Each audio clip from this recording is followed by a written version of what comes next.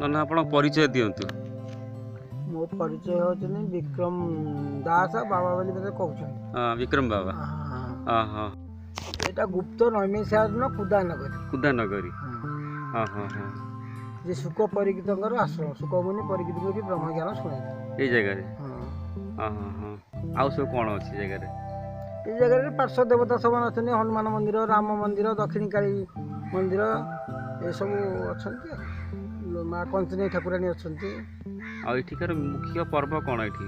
इठी मुख्य पर्व होची माघ सप्तमी गुड़। माघ बुड़ माघ सप्तमी चंद्रभागा गुड़। बहुत लोक आसंदे ना? बहुत लोक आसंदी प्रसिद्ध अपेरा पड़े शह शह भक्त लोग आसंती गंगार ये चित्तोला गंगाठू 100 वर्ष बड़ चित्तोला इटी स्नान करती प्रभु को सुख परिकृत दर्शन करती। ये गुप्त गंगा पीठ अच्छी गुप्त गंगा बाहरती।